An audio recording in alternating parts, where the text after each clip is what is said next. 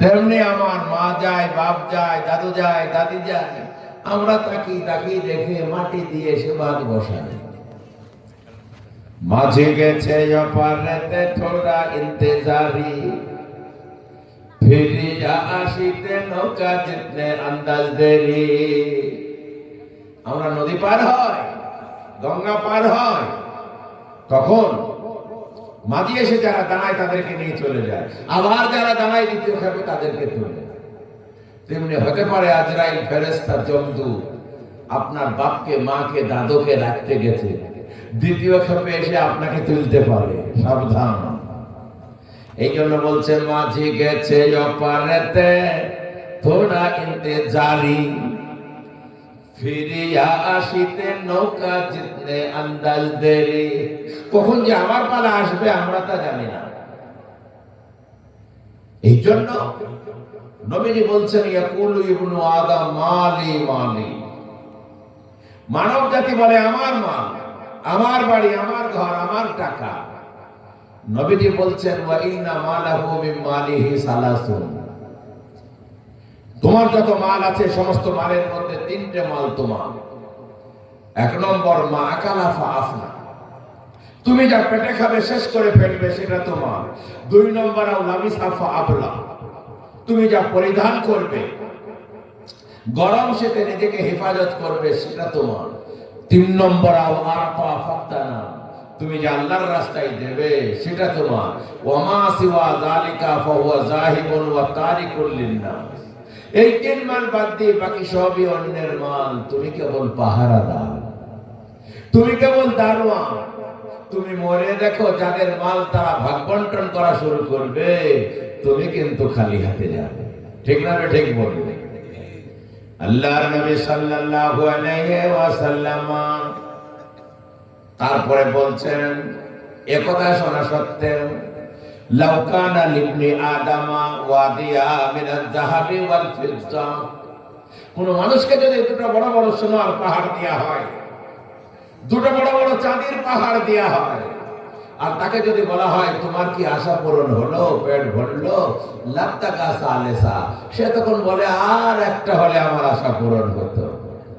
আল্লাহর নবী বলেন মা মালা বাতনু আদম ইল্লা তুরাব, এই মানব জাতির পেট কবরের মাটি ছাড়া ভরানো যাবে না। এ বাবা, আল্লাহর নবী বলেন ইয়াতবাউল মাইয়িতা সালাসুন, মানুষ মারা গেলে কবর পর্যন্ত তিনটে জিনিস যায়।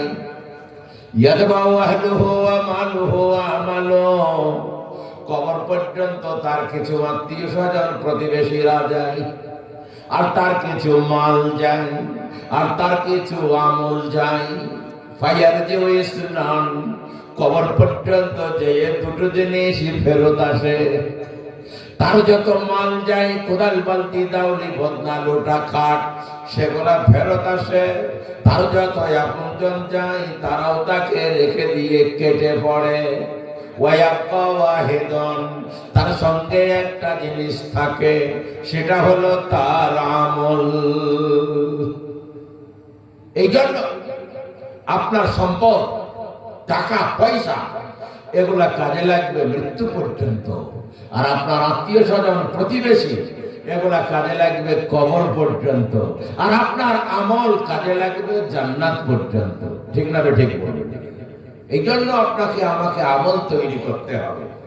আমরা হাদিস এবং কোরআনের কথা শুনছি, সবাই আমল করব, বলেন ইনশাআল্লাহ। আর যদি শোনেন আর আমল না করেন তাহলে কি হবে? তখন কি হবে শোনেন, একটা গল্প বল। একটা লোক ডাক্তার বাড়ি গেছে, ডাক্তার বাড়িতে বলছে ডাক্তার বাবু আমাকে কিছু ওষুধ দেন তো। বলে তোমার কি হয়েছে? বলে আমার খুব ওজন বেড়েছে, মোটা হয়েছে। ডাক্তার বাবু বললো বাবা প্রেসক্রিপশন করে দেবো, তোমার ওজন কমবে, তবে 500 টাকা ফি লাগবে। বলে আগে দিতে হবে।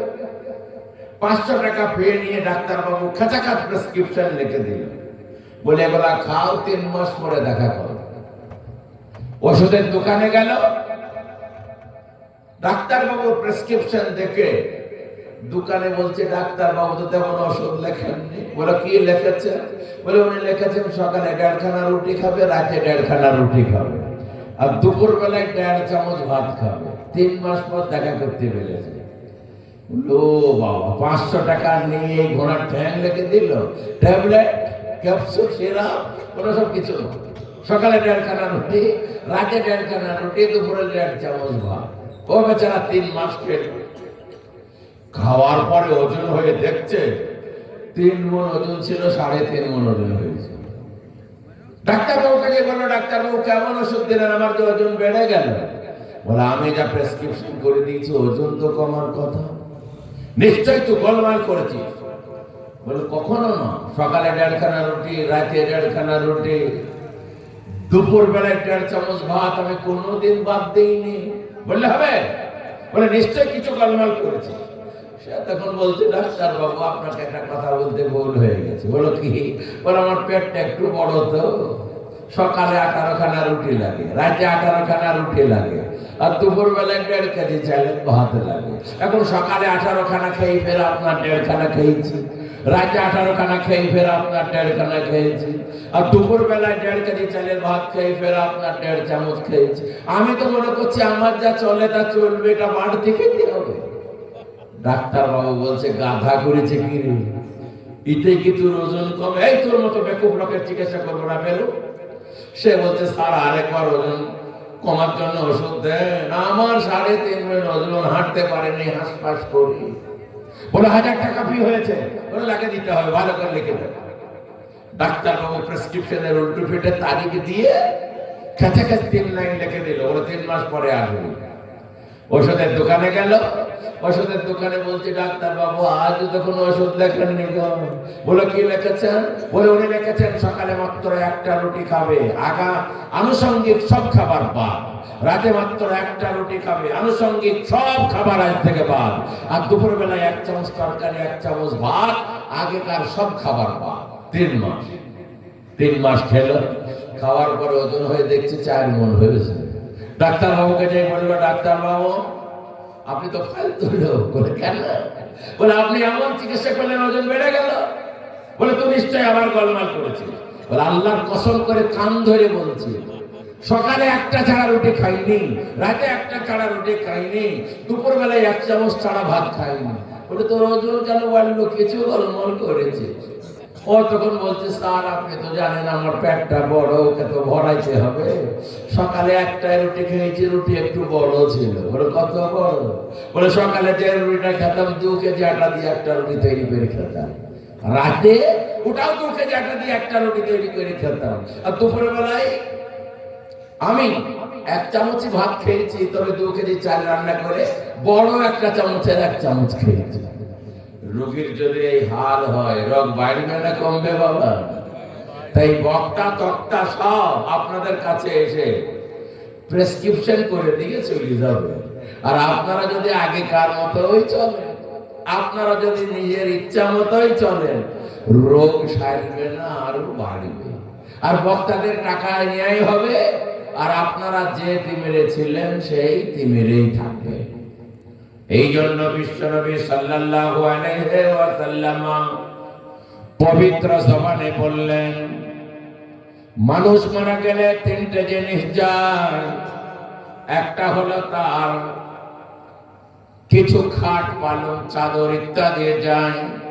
2 নম্বর তার কিছু আপনজন আত্মীয় স্বজন প্রতিবেশীরা যায়।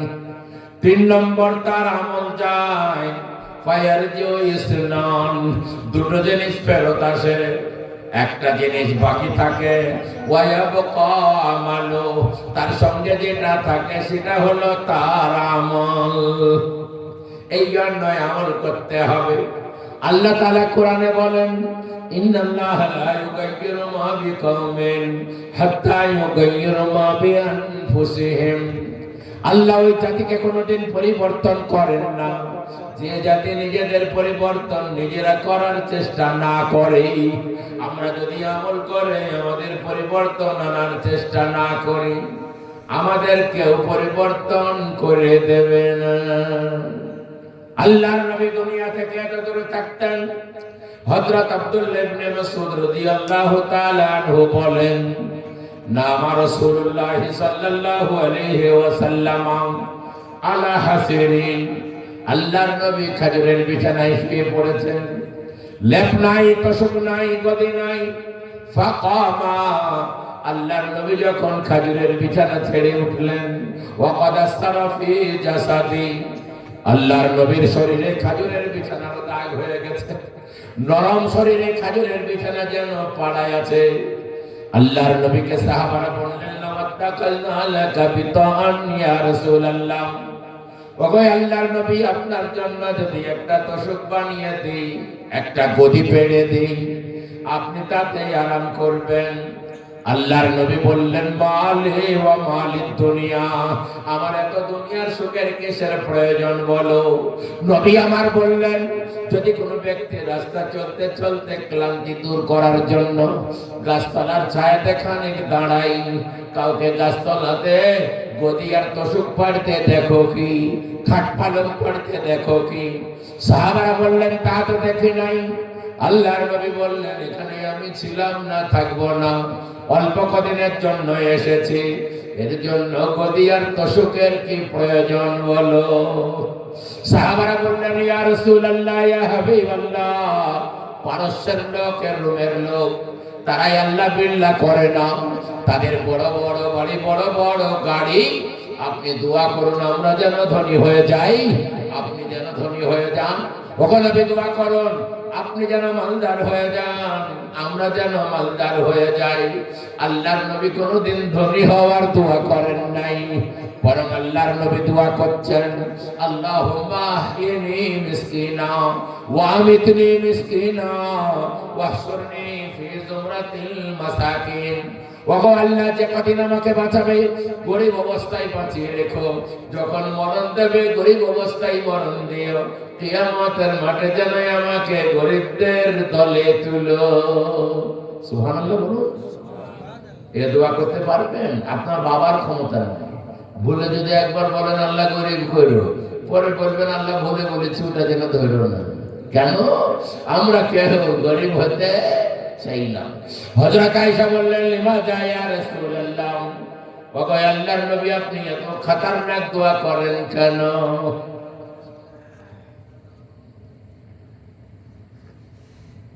হযরত আয়েশা বললেন, ইয়া রাসূলুল্লাহ, ওগো আল্লাহর নবী, আপনি এত খতরনাক দোয়া করেন কেন? আল্লাহর নবী বললেন, আয়েশা রে, জানো না, ইয়াদখুলুনাল জান্নাতা ফুকারাউল মুহাজিরিনা ক্বাবলা আগনিয়াইহিম বি500 সানা। ও আমার প্রিয় আয়েশা, জানো না, গরিব মিসকিনরা ধনীদের 500 বছর আগে জান্নাতে যাবে। বলেন সুবহানাল্লাহ। আল্লাহর নবী সাল্লাল্লাহু আলাইহি ওয়াসাল্লাম পবিত্র জবানে বললেন, আমাকে গরিবের সাথে খুঁজে দেখবে পাবে, আমাকে বেওয়ার সাথে এতিমের সাথে খুঁজবে পাবে, আমাকে কাঙালের সঙ্গে কৃতদাসদের সঙ্গে খুঁজে দেখো পাবে। আমি এতিম কাঙাল বিধবা গরিব কাঙালদের সঙ্গে ওটা বসা করি। আবু জাহেল একদিন বলছে, বাবা মুহাম্মদ। বলো, কি হলো বাবজি? বলে, তোমাকে একটা কথা বলবো। বলো, কি? বলো, তুমি কি বলতে চাও একদিন শুনবো, তোমার কথা মানা যায় কিনা। কিন্তু তোমার সাথে যারা বসে ওদের সাথে আমাদের বসা মানায় না। ওই যে বিলাল, খাব্বাব, আম্মার, যায়েদ, ফকির, কাঙাল, ছোট লোকদের নিয়ে তোমার কারবার। ওদের আসতে মানা করে দাও দুদিন। তোমার সাথে বসে দেখবো তুমি আমার বংশের লোক, তোমার সাথে বসতে দোষ নাই, কিন্তু ওই ছোট লোকরা থাকলে আমি বসতে পারবো না। আল্লাহর নবী মনে মনে করেছেন, বিলাল তো আমার লোক, খাব্বাব তো আমার লোক, যায়েদ আমার লোক, আম্মার আমার লোক, ওদের না হয় দুদিন আসতে মানা করে দিই। আবু জাহেলের সঙ্গে বৈঠকটা সেরে নেই। আবু জাহেল ঈমান আনলেন, ও হেড লোক, মক্কার সবাই ঈমান আনবে, মজাই হবে। আল্লাহর নবী এখনো গরিবদের মানা করেননি, কেবল মনে মনে নিয়ত করেছেন। আল্লাহ তাআলা নবীকে হুঁশিয়ারি দিচ্ছেন, ওয়ালা তাতরুদিল্লাযিনা ইয়াদউনা রাব্বাহুম বিলগাদাতি ওয়াল আশিয়্যি ইউরিদুনা ওয়াজহা। ওগো আমার প্যারা নবী, যারা সকাল সন্ধ্যায় আল্লাহ বিল্লাহ করে, আমার জিকির আজকার করে, আমার এতিম ফকির কাঙ্গাল গরিব বান্দারা, খবরদার আবু জাহালের জন্য তুমি কাছ থেকে হটাবে না। সুবহানাল্লাহ বলো। আল্লাহ বললেন ওয়াসবির নাফসাকা মা'আল্লাযীনা ইয়াদউনা রাব্বাহুম বিলগাদাতি ওয়াল আশিয়্যি ইউরিদুনা ওয়াজহা।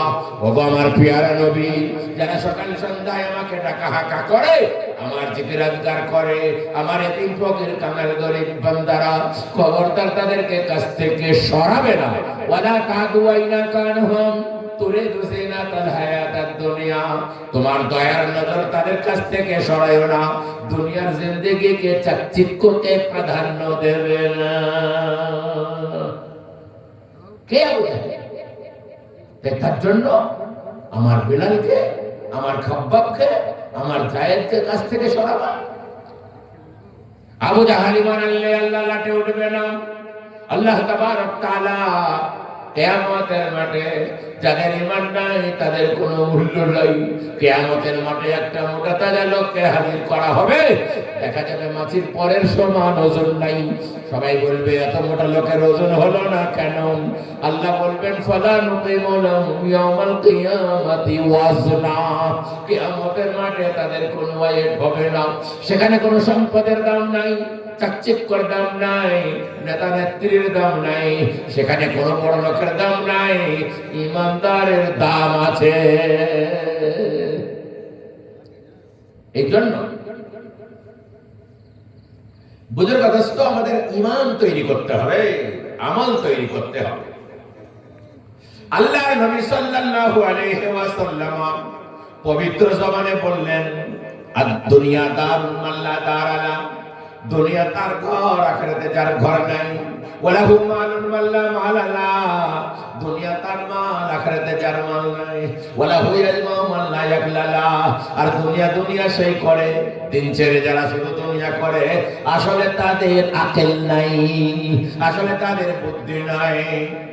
নবী আমার বললেন, যারা দিন ছেড়ে শুধু দুনিয়া দুনিয়া করে, আসলে তারা পাগল। আর একটা গল্প শোনেন। একটা লোক বই চষতে গেছে, জমি চষতে গেছে। বই চষতে যে নাঙল দিতে দিতে নাঙলের ঢেলার সাথে, বইয়ের ঢেলার সাথে একটা 5 কেজি ওজনের সোনার ঢেলা পুড়ে পেয়েছে। ওরে বাবা রে, ও গরু নাঙল ছেড়ে দিয়ে সোনাটা বগলে করে বাড়ি নিয়ে আসছে, আর মনে মনে করছে আজকে যে বিক্রি করে বেনে পরে একটা বিরাট 100 টাকা সম্পত্তি কিনবো, আর আজকে যে বিক্রি করে কলকাতায় একটা ফ্ল্যাট কিনবো, আর আজকে যে বিক্রি করে বহরমপুর একটা 5 তলা বাড়ি করবো, আর আমি আমার বিবি আমার বাচ্চা ছেলে মেয়ে 5 তলায় ঠ্যাং নড়াবো আর খাবো, লোকে চাল ডাল দিয়ে আসবে আর বগল বাজাবো আর খাবো। সোনাতে লেগেছিল কাঁথা, ও মনে করছে নদী বয়ে যাচ্ছে, সোনা চকচকে জিনিস একটু ধুয়ে নি, এই যেমন ধুতে গেছে আর আপনার হাত পিছলি পড়ে গেছে, আর ঝাঁপ মেরে ধরতে গেল, আর পেল না, সব বুদ্ধি শেষ। এবার সোনার শখে ওর একটা জিকির উঠে পড়েছে, বলছে ধোয়া থেকে না ধোয়াই ভালো ছিল, ধোয়া থেকে না ধোয়াই ভালো ছিল। এই কইতে কইতে বাড়ি আসছে, লোকে বলছে ও জামাল তোর গরু নাঙল কই? বলে ধোয়া থেকে না ধোয়াই ভালো ছিল। বাড়ি গেছে, মা বলছে বাবা তোর কি হলো, ভালো মানুষ মাঠে গেলে? বলে ধোয়া থেকে না ধোয়াই ভালো ছিল। বিবি বলছে আগে তুমি করিমের আব্বা এরকম পাগল হয়ে গেলে কেন? বলে ধোয়া থেকে না ধোয়াই ভালো ছিল। একই কথা বলেই যাচ্ছে। একটা ডাক্তার ডেকে এনেছে, ডাক্তার হাত ধরে বলছে তোমার পেটে লাগছে? ওরা ধোয়া থেকে না ধোয়াই ভালো ছিল। তোমার ভয় লাগেনি তো? ওরা ধোয়া থেকে না ধোয়াই ভালো ছিল। মাথা যন্ত্রণা করছে? ওরা ধোয়া থেকে না ধোয়াই ভালো ছিল। ডাক্তার বললেন তো ব্রেনের গড়বড়, কিছু ট্যাবলেট, কিছু ক্যাপসুল, কিছু লিকুইড থাকছে, এগুলা খাও, আশা করছি কমবে। 500 টাকা বিল হয়েছে, দাও। জামালের স্ত্রী জামিলা বলছে নগদ টাকা তো নয়, কালকে গম বেচে দেবো। আমি তো ধারে চিকিৎসা করিনি।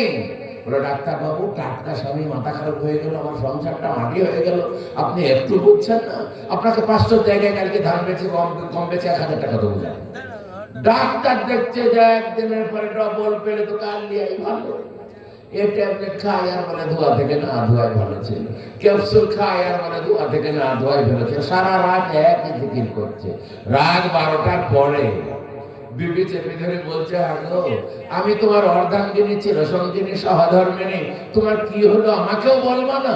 বলে তোমার থেকে না ধোয় ভালো ছিল। বলে কি রে, বিষের বোতলটা খাবো, খেয়ে তোর 7 গোষ্ঠীকে ফাঁসাবো, তোকে ফাঁসাবো, তোর মাকে ফাঁসাবো, তোর ভাইকে ফাঁসাবো, তোর বাপকে ফাঁসাবো, আর বলে যাবো ও আমাকে মেরেছে। তখন জামাল বলছে, আরে শোনা, বেশ খাসনি, তাহলে তোকে বলে দয়া করে বিষটা খাসনি। বল বাবা রে, এতক্ষণে মুখটা খুললো, কি হতে বলো? হ্যাঁ সে কথা বলিস নি, আমি বই চেষ্টা 5 কেজি ওজনের সোনার একটা হেলা করে পেয়েছিলাম, কোথায় রাখলে আমাকে দাও, মাটি করে পুঁতে রাখি। বলে শুনুন, আমি মনে মনে করলাম তোকে এই 5 তলা বাড়ি করবো আর কলকাতায় ফ্ল্যাট কিনবো, কিন্তু কপাল পোড়া, নদীতে কেনে যে ধুইতে গেলাম জামিলা, হাত ফসকে পড়ে গেল, হাত তো পেলাম না। জামিলা তখন বলছে, কথা শোনা থেকে না শোনাই ভালো ছিল। ওরা বাচ্চা কিরুটি পড়েছে, শোনা থেকে না শোনাই ভালো ছিল, শোনা থেকে না শোনাই ভালো ছিল। লোকে বলছে, জামিলা তোর কি হলো? বলে কথা শোনা থেকে না শোনাই ভালো ছিল। আরো বলছে ধোয়া থেকে না ধোয়াই ভালো ছিল। 2 জনাই চালাচ্ছে। লোকে বলছে, আরে 1 জনার লোক 2 জনাকে যে হয়ে গেল, যে বিরাট মুসিবত। সকালবেলায় হাজার হাজার লোক ওদের তামাশা দেখছে। ডাক্তার টাকা নিতে এসেছে, ডাক্তার এসে বলছে, জামাল কেমন আছো ভাই? বলে ধোয়া থেকে না ধোয়াই ভালো ছিল। বলে নরম পড়েনি? ধোয়া থেকে না ধোয়াই ভালো ছিল। জামিলা, তোমার 500 জায়গায় 1000 দেওয়ার কথা ছিল, টাকা দাও। বলছে সোনা থেকে না শোনাই ভালো ছিল, সোনা থেকে না শোনাই ভালো ছিল। ডাক্তার তখন বলছি, ও আল্লাহ, বাকি থেকে নগদে নেওয়াই ভালো ছিল। ওরা আমার মাথা খারাপ, বাকি থেকে নগদে নেওয়াই ভালো ছিল, বাকি থেকে নগদে নেওয়াই ভালো ছিল। এর নাম হলো দুনিয়া। আল্লাহর নবী সাল্লাল্লাহু আলাইহি ওয়াসাল্লাম পবিত্র জবানে বলেন, আর দুনিয়া দারুন মাল্লা দারালা, দুনিয়া তার ঘর, আখিরাতে যার ঘর নাই। ওয়ালাহু মালুন মাল্লা মালালা, দুনিয়া তার মাল, আখিরাতে যার মাল নাই। ওয়ালাহু ইয়াজমাউ মাল্লা ইয়াকলালা, আর দুনিয়া দুনিয়া সেই করে আসলে যার আকেল নাই। আল্লাহ বলেন, কামা বাদানা আউয়ালা খালকিন নুইদু ওয়াদান আলাইনা ইন্না কুন্না ফাইলিন।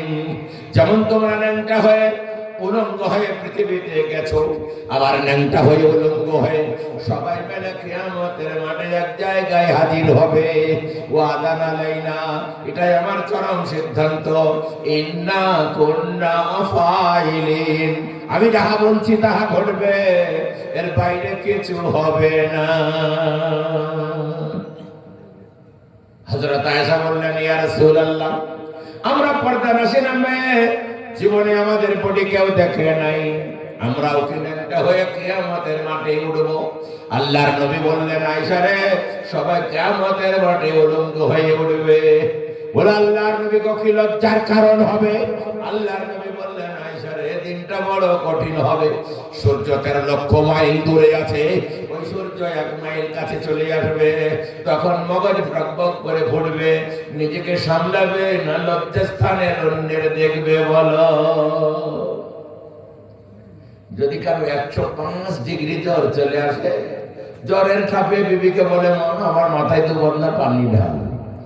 এই জ্বরে যদি বিবিকে মা বলে ফেলে দেয়, তাই যেখানে আপনার এত বড় আপনার সূর্য কাছে চলে আসবে, তখন নিজেকে সামলাবে না অন্যের দিকে তাকাবে? বলো। সেই দিন আপনার আমল আপনার কাজে লাগবে। ঈমান আমল যদি না থাকে, আমাদের কোনো মূল্য থাকবে না।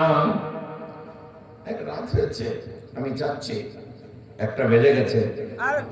আরে চলো, কিন্তু কথা হচ্ছে আপনাদের এসে দেখেন, সারা রাত ওয়াজ শুনে যদি আপনি ফজর না পড়ে, তাই সর্বনাশ। আর আমাকে আবার ফজরও পড়তে হবে, আবার বুখারী শরীফও পড়াইতে হবে, তো দেরি হয়ে গেল। বুঝে তো দোস্ত, আল্লাহ তাবারক তাআলার পেয়ারা বান্দা, এই জন্য আপনার ঈমান আমল কাজে লাগবে। ঈমান আমল যদি না থাকে, আপনার আমার কোনো মূল্য নাই। যার ভাগ্যে যতটা দুনিয়া আছে, সে ততটা পাবে। যদি আপনি ভালো ইনকাম করেন, আপনার হালাল উপার্জন করেন, কর্ম যদি ভালো হয় হালাল পাবেন, আর কর্ম যদি খারাপ হয় তাহাই পাবেন, হারাম পাবেন। আপনার বুকে যদি দোতলা থাকে, তিনতলা থাকে, এসি থাকে, মার্বেল থাকে, আপনি তাহা পাবেন। যদি কর্ম ভালো করেন হালাল পাবেন, আর কর্ম যদি খারাপ করেন অতটাই পাবেন, হারাম পাবেন। একটা উদাহরণ দিলে বুঝতে পারবেন। বিখ্যাত আল্লাহর নবীর সাহাবী, নাম তার হযরত ওমর, নাম শুনেছেন? রাদিয়াল্লাহু আনহু। তিনি যখন খলিফা বাদশাহ মুসলিম জাহানের নেতৃত্ব দিচ্ছেন, তিনি তখন একটা জায়গায় ঘোড়ায় চড়ে যাচ্ছেন। যেতে যেতে যেতে যেতে এক জায়গায় তিনার আসরের নামাজের সময় হয়ে গেল। নামাজের সময় হলে আমাদেরকে সবাই নামাজ পড়তে হবে না, হবে না? আল্লাহর নবী বলেছেন, ইয়া আলী, আপন প্রিয় জামাই হযরত আলীকে ডেকে বললেন, ইয়া আলী সালাসাতুল্লাহ তুআখিরুহা, ও আলী তিন কাজে খবরদার দেরি করতে নাই। এক নম্বর, as-সালাতু ইযা আতা, নামাজের যখন সময় হয়ে যায় তখন খবরদার দেরি করবে না, তিন কাজে মোটেই দেরি করবে না। এক নম্বর, as-সালাতু ইযা আতা, নামাজের যখন সময় হয়ে যায় সব কাজ ফেলে দিয়ে নামাজ পড়ো। দুই নম্বর, ওয়াল জানাজাতু ইযা হাজারাত, জানাজা যখন হাজির হয়ে যায় তাড়াতাড়ি তার কাফন দাফনের ব্যবস্থা করে দাও, জানাজাটা পড়ে নাও। আর তিন নম্বর, ওয়াল আইয়ুম ইযা ওয়াজাদতা লাহা কুফুয়ান, আর যখন তোমাদের বাড়িতে মেয়ে শিয়ালা হবে তখন ডাক্তার মাস্টার খুঁজতে যায় তাকে বুড়ি করো না, তাড়াতাড়ি ভালো ছেলে দেখে বিয়ে দিয়ে দাও। আমরা এই তিন কাজে সব থেকে বেশি দেরি করি। নামাজ তো আমাদেরটা এডিশনাল, মানে যদি সব কাজ করে সময় পাওয়া যায় তো দেখা যায়। ঠিক বলছি না? ঠিক বলছি। নামাজ আমাদের এডিশনাল হয়ে গেছে। আর জানাজা যদি আপনার আমাদের সামনে হাজির হয়ে যায়, কারো মৃত্যু হয়, বাপ মরে গেছে, ছেলে কেরালায় আছে, চেন্নাই আছে, তাকে টানতে টানতে কে পচিয়ে ফেলে। আল্লাহর নবী বলেছেন, মানুষ মারা গেলে দেরি করো না, সে যদি নেককার হয় তার জান্নাতে তাকে তাড়াতাড়ি পৌঁছে দাও, আরাম করুক। আর সে যদি বদকার হয়, বদলোককে টানাটানি করে কোনো লাভ নাই, তাড়াতাড়ি করে তাকে কবরে ঢুকিয়ে দাও। তিন নম্বর, নবী বললেন, যদি তোমার বাড়িতে মেয়ে শিয়ানা হয় তাড়াতাড়ি করে বিবাহের ব্যবস্থা করো। যদি তুমি তাকে ডাক্তার আর মাস্টার আর ইঞ্জিনিয়ার আর বড় চাকরিজীবী খুঁজতে খুঁজতে 22 বছর, 24 বছর, 28 বছর, 32 বছর বা আপনার 32 বছর বয়সে বিবাহ দাও, টানাটানি করো, আর তারা জাতীয় কাজে লিপ্ত হয়, সব গুনাহ তোমাদের ঘাড়ে পড়বে। আমাদের লজ্জা নয়? ডাক্তার মাস্টার খুঁজতে খুঁজতে একজন বলতে হুজুর, বলে কি হলো? বলে একটা ছেলে ভালো দেখেন, তোমার মেয়ে বড় হয়েছে, একটা ভালো মৌলবি, দাঁড়িয়ে হলো, ফার্স্ট ক্লাস স্বাস্থ্য করে খাওয়াতে পারবে, ইনকাম করতে পারবে, এনে দেওয়া হলো যে মাস্টার মশাই এই ছেলের সাথে বিয়ে দেন, আপনার মেয়েকে সিনেমা দেখাবে না, আপনার মেয়েকে গান শোনাবে না, ভালো জায়গায় রাখবে, পর্দায় রাখবে, কর্মটা আছে, স্বাস্থ্য ভালো আছে, করে খাওয়াবে। তখন বলে, মৌলবি সাহেবের একটু বুদ্ধি নাই রে, আপনাকে ভালো ছেলে খুঁজ দিব না, আর এই ফিরফিরানি দাড়িওয়ালা মৌলবি চলে এসেছে। আরে হুজুর, যদি প্রাইমারি স্কুলের চাকরিজীবী হয় 10-15 লাখ যা লাগে দেবে, হাই স্কুলের চাকরি হলে 30 লাখ পর্যন্ত আছে, সেই ছেলেটা যদি মদখর সৎকর হয় তাও ভালো ছেলে। আর আপনার দাড়িওয়ালা, আল্লাহওয়ালা, পরেশগার, তাবলীগওয়ালা, ইমানদার ভালো হয় না। আপনার এই করতে করতে, ভালো খুঁজতে খুঁজতে মেয়েরা 28 বছর বয়স, আপনার লজ্জা হয় না? আপনারা স্বামী স্ত্রী এক ঘরে থাকেন, আর অবিবাহিত মেয়েটাকে এক ঘরে দেন, সে সারা রাত চালের পাতা গুনে তারা নিঃশ্বাস ফেলে, আল্লাহর আযাব আপনার বাড়িতে নাজিল হয়। চলবে না। নবী আমার বললেন, তিন কাজে খবরদার দেরি করবে না। এক নম্বর নামাজ, দুই নম্বর জানাজা, তিন নম্বর যদি মেয়ে বড় হয়ে যায়। হযরত ওমর রাস্তা দিয়ে যাচ্ছিলেন, যেতে যেতে তিনার আসরের নামাজের সময় হয়ে গেল, তিনি ঘোড়া থেকে নামলেন, পাশে একটা মসজিদ দেখতে পেলেন, ঘোড়া থেকে নেমে তিনি আপনার মসজিদে যাবেন। একজনাকে বললেন, ভাই আমার ঘোড়াটা একটু পাহারা দাও, এসে তোমার সাথে আমার দেখা হবে। হযরত ওমর তাকে ঘোড়া পাহারা দিতে দিয়েছে। সে ঘোড়া পাহারাদার একটু চোর মতো ছিল, দেখলে হযরত ওমরের ঘোড়াটা আরো নেই পালাবো, কিন্তু ঘোড়া খুব প্রভুভক্ত হয়, যেতে চায়। ঘোড়ার লাগাম জেন খুলে নিয়ে পালিয়ে গেছে। হযরত ওমর নামাজ পড়তে যায়, 4 রাকাত নামাজে 8 ঘন্টা লেগেছে। সুবহানাল্লাহ বলো। আমাদের 4 রাকাত নামাজে কতক্ষণ লাগে গো? 4 মিনিট, কারো কারো 1.5 মিনিটেও হয়। কবিতরের দানা খাওয়া মতো ফাটাফাট মেরে দিয়ে পালিয়ে আসে, এরকম আছে না? কারো কারো 1.5 মিনিটেও হয়। আল্লাহ তাআলা পবিত্র কোরআনে যখন নাযিল করলেন, ওয়া কুমু লিল্লাহি কানিতিন, তোমরা চুপচাপ বিনয়ের সঙ্গে দাঁড়িয়ে যাও, খবরদার তাড়াহুড়ো করে নামাজ পড়বে না। সাহাবারা এই আয়াত শোনার পরে বাগানে নামাজ পড়ছে, এত চুপচাপ দাঁড়িয়ে, একাদে একটা পাখি, একাদে একটা পাখি, মাথায় একটা পাখি, পাখিতে মনে করছে বোধহয় এটা খুঁটি হবে, একটু হেলা নাই দুলা নাই। সুবহানাল্লাহ বলবেন না? একজন আল্লাহর নবীর সাহাবী, আল্লাহর নবী জিহাদে গেছেন। জিহাদে যাওয়ার পরে দুজনকে বললেন, ভাই গো তোমরা একটু পাহারা দাও, অনেক রাত হয়েছে, আমরা একটু ঘুমাই। তোদেরকে বলেছে 4 ঘন্টা পাহারা দিতে হবে। দুইজনে বলছে 4 ঘন্টা পাহারা দেবো, তো তুই 2 ঘন্টা ঘুমার, আমি 2 ঘন্টা যাক নেটরানি করি। ও বাবা, ও মনে করছে কার জাগবো, নামাজে দাঁড়ায়। সাহাবী আপনার উজু করে নামাজে দাঁড়িয়েছে, যেমন নামাজের নিয়ত করেছে, আর কাফেররা বাইরে ছিল, তারা দূর থেকে তীর মারতে লেগেছে, একটা একটা করে 70টা তীর তার গায়ে লেগেছে। 8 ঘন্টা ধরে নামাজ পড়েছে। নামাজের পরে সালাম ফিরে সাথীকে ডাকছে, ওঠ ওঠ ওঠ, তীর মারছে, দুশমন এসেছে। সাথী দেখছে তার গায়ে 70টা তীর ঝুলছে। ওরা ভাইরে, তোর প্রথম যখন তীর মারলো ডাকলেনি কেন? সাহাবী বলছে, ভাই কি বলবো, সূরা ফাতিহার পরে সূরা কাহাফটা কেবল ধরেছি, আর তীর আসতে লেগেছে। সূরা কাহাফটা এত মিষ্টি লাগলো, কোনে 1 পারা লম্বা, সূরা কাহাফটা শেষ না করে রুকুই যেতে পারলাম না, এত মিষ্টি লেগেছে। কখন কখন 70টা তীর লেগেছে, আমি সূরা কাহাফের মিষ্টিতে বুঝতেই পারিনি। সুবহানাল্লাহ।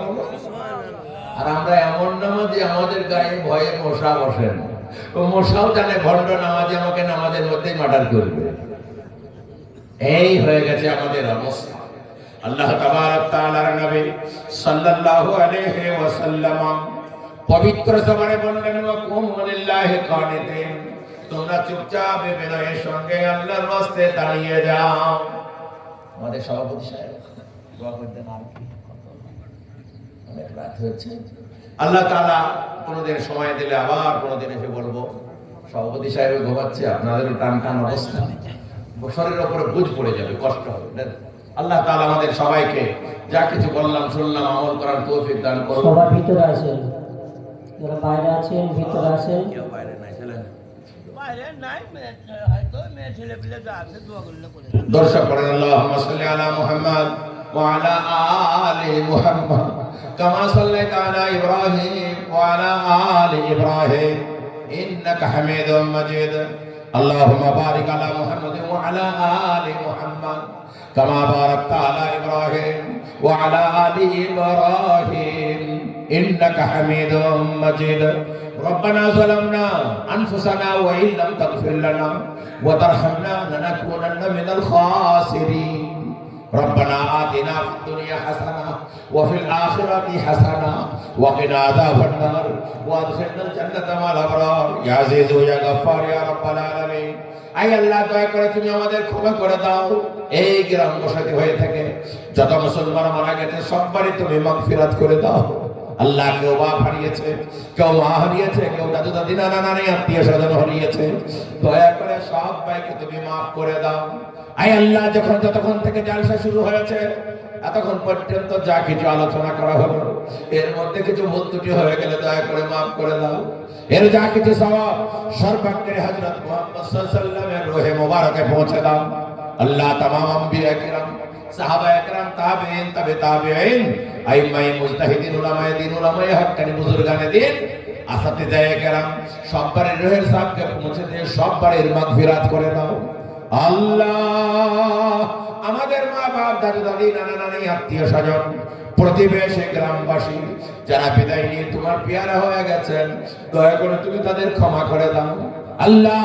আমাদের মধ্যে যারা অসুস্থ সুস্থ করে দাও, যারা অভাবী তাদের অভাবকে দূর করে দাও, যারা ঋণী তাদের ঋণ পরিশোধের বন্দোবস্ত করে দাও আল্লাহ। যারা লেখাপড়া করে তাদের ব্রেনকে খুলে দাও, যারা চাকরি বাকরির জন্য ঘোরে তাদের চাকরি বাকরির বন্দোবস্ত করে দাও, যারা বেরোজগার তাদের রোজগারের ব্যবস্থা করে দাও আয় আল্লাহ। যারা কাজ করে খায় তাদের শরীর স্বাস্থ্যে উন্নতি দিয়ে দাও আয় আল্লাহ। এই জলসার জন্য যারা টাকা দিয়ে, পয়সা দিয়ে, সময় দিয়ে, শুভবুদ্ধি দিয়ে সাহায্য সহযোগিতা করেছে আয় আল্লাহ, ভাইদের তুমি কবুল করে দাও আয় আল্লাহ। ভাইদের দুনিয়া ও আখিরাতকে মঙ্গলময় করে দাও। এই গ্রামের প্রত্যেকটা লোককে আয় আল্লাহ ফলে ফসলে ক্ষেত খামারে বরকত দিয়ে দাও, রুজি রোজগারে বরকত দিয়ে দাও আল্লাহ। আমাদের কবরের আযাব, হাশরের আযাব, পুলসিরাতের আযাব, জাহান্নামের আযাব থেকে মুক্তি দিও আল্লাহ। তুমি আমাদেরকে জান্নাতুল ফিরদাউস নসিব করিও। যেভাবে এক জায়গায় বসে হাদিস কোরআনের কথা বললাম, শুনলাম, আবার জান্নাতে এক জায়গায় বসার তৌফিক তুমি দিও আল্লাহ। এসআইআর নিয়ে আয় আল্লাহ, নাগরিকত্ব নিয়ে মানুষ বড় পেরেশান আয় আল্লাহ। যারা আমাদের নাগরিকত্ব নিয়ে, ওয়াকফ সম্পত্তি নিয়ে ছিনিমিনি খেলছে, দয়া করে তুমি তাদের শুভবুদ্ধি দাও। তাদের ভাগ্যে হিদায়াত না থাকলে তাদের ক্ষমতা থেকে সরিয়ে দাও আয় আল্লাহ। এমন শাসক দাও যারা মানুষের স্বাস্থ্যের দিকে দেখবে, মানুষের লেখাপড়া দেখবে, মানুষের নিরাপত্তা দেখবে, সমস্ত নাগরিককে একরকম নজরে দেখবে এমন আল্লাহ শাসক আমাদের জন্য তুমি দান করো। আমাদের পাপের জন্য জালেম শাসক আমাদের জন্য চাপিয়ে দিও না ওগো আল্লাহ। দয়া করে গ্রামের লোক নবেল নাটকের আয়োজন না করে কোরআনের তাফসীরের আয়োজন করেছে আয় আল্লাহ, দয়া করে তুমি এদেরকে বেহদ কবুল করে নাও আয় আল্লাহ। যা কিছু শুনলাম বললাম, বক্তা শ্রোতাকে আমল করার তৌফিক তুমি দান করো। সুবহান রাব্বিকা রাব্বিল ইজ্জাতি আম্মা ইয়াসিফুন ওয়া সালামুন আলাল মুরসালিন ওয়ালহামদুলিল্লাহি রাব্বিল আলামিন।